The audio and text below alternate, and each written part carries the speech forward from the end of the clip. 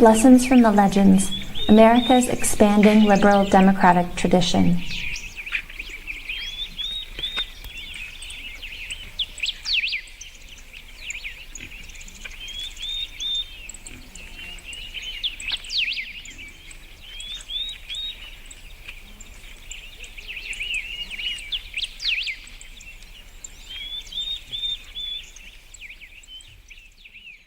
In The Rights of Nature, A History of Environmental Ethics, Pugsley Award-winning historian Roderick Nash defines the United States of America's expanding liberal democratic tradition as an extension of ethics outward from people to all living things, and ultimately from all living things to the earth in its entirety.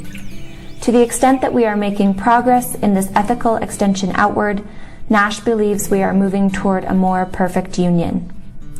The story we are about to tell illustrates the park and recreation profession's role in expanding America's liberal democratic tradition through the life of one individual, Robert G. Stanton, the first African-American director of the National Park Service and a legend in the field of parks and recreation.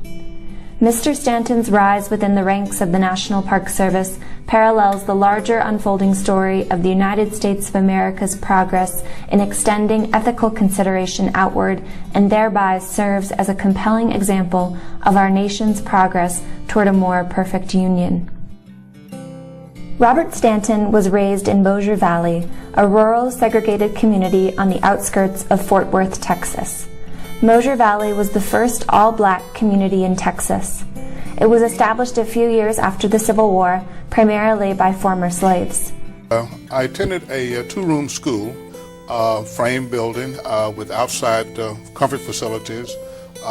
We had limited heating sources, coal primarily for a couple of stoves. The desks and books were hand-me-down. Hand-me-down from? From white schools. Yeah, we could see the names of the kids who were previously owners, if you will, of those books. His early, separate but equal schooling was frequently interrupted by work in the fields, but with strong parenting and an equally strong desire to learn, he persevered and eventually earned a scholarship to Huston-Tillotson College, a historically black college in Austin, Texas. In 1962, while attending Huston-Tillotson, Stanton benefited from the Kennedy administration's commitment to diversifying the National Park Service's workforce, and he accepted a seasonal position confirmed by Secretary of the Interior in Wyoming's Grand Teton National Park. We had a new president to come in office, John F. Kennedy, and Vice President Lyndon Johnson, but they also appointed a young congressman from Arizona as the Secretary of the Interior, Stuart Udall. And Stuart Udall took a look at the workforce of the Department of Interior, and there was a notable absence of black faces, particularly in the technical and professional areas. And he decided that the Interior would make a major move and recruit substantially at places where he had not heretofore recruited, historically black colleges and universities. So while I was a junior, the recruiter came to the college, and I was recruited for a park ranger position in Grand Teton National Park, and that was the summer of 1962. With hardly any money in his pocket to purchase the required Park Service uniform, Stanton borrowed $250 and departed Texas for the community of Jackson Hole, Wyoming. There he was welcomed and mentored by Grand Teton's chief ranger and future director of the National Park Service, Russell Dickinson, himself a growing legend in parks and recreation. Young Stanton took advantage of every bit of training offered him, and after a brief interlude at Boston University attending graduate school and working as Director of Public Relations and Alumni Affairs for Huston-Tillotson, he accepted a position as a public information, public relations specialist in the National Park Service's Washington, D.C. office in 1966. The 1960s were a tumultuous time in American history, and with the passage of the Civil Rights Act in 1964 and a firm commitment to affirmative action by the Johnson administration to elevate the prospects of minority candidates for advancement in the federal government, Stanton was in the right place at the right time. As he recounts it, In the course of time, Congress passed the 1964 Civil Rights Act, gave some teeth to affirmative action or equal employment opportunity in the federal government. So I conferred with those whom I had worked in Grand Teton with, as well as some private individuals whom I met while at Teton, and they encouraged me that if you want to pursue a career with the federal government and haven't had good experiences in the National Park Service Grand Teton, the federal government is in fact moving aggressively in looking at qualified candidates for positions throughout the government. So I applied for a position in 1966 with the National Park Service and was with the National Park Service until my retirement in January 2001. Stanton rose quickly through the ranks. After his public relations specialist position, he served briefly as a park management assistant in the National Capital Parks region in Washington, D.C. Then, echoing Stuart Udall's actions of 1962, newly appointed National Park Service Director George Hartzog, Jr. quickly elevated Stanton to a higher post. Director Hartzog did the same thing, if you will, as Stuart Udall. He looked at the workforce, particularly the superintendents from Hawaii to Maine, from Alaska to the U.S. Virgin Islands, and did not see one African American among the superintendents. And he makes a comment about this in his book, Battling for the National Park, in which he said that the nation had recognized the contributions of African Americans with the establishment of Booker T. Washington National Monument, George Washington Carver National Monument, the home to Frederick Douglass Memorial to Bethune, but had not seen fit to appoint an African American. So in 1970, Director Hartzog said, "Bob, you will be my first." And I was the first African American to serve as a superintendent in the National Park Service. Stanton was then appointed superintendent of the U.S. Virgin Islands National Park. 3 years later, under new Park Service Director Ronald Walker, he was appointed the first African American Deputy Regional Director of the Southeast Region of the National Park Service in Atlanta, Georgia. And 3 years after that, yet another new director, Gary Everhart, appointed Stanton as the first African American Assistant Director of Park Operations for the National Park Service, as well as naming him the first African American Deputy Director of the National Capital Parks region in Washington, D.C. In all of these postings, Mr. Stanton exhibited a level of professionalism that distinguished him among his peers.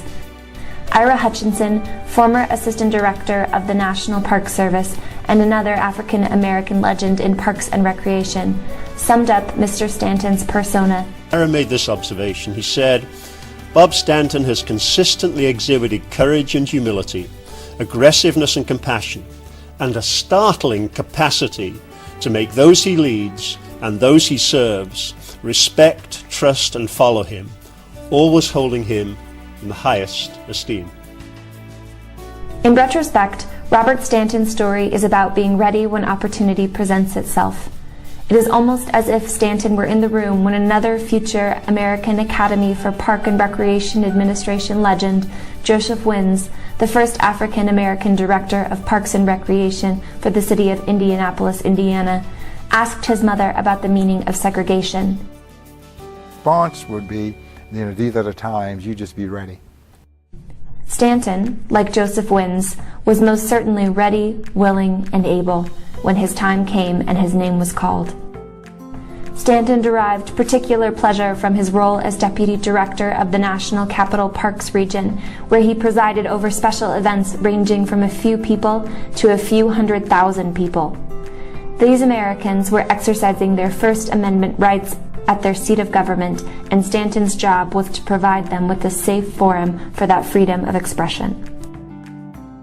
After more than 3 decades of devotion to duty, Stanton retired from the National Park Service in 1997, only to be called back into service to become its director from 1997 to 2001. For the first time in American history, appointment to the director's position required approval by the United States Senate. Stanton was approved unanimously.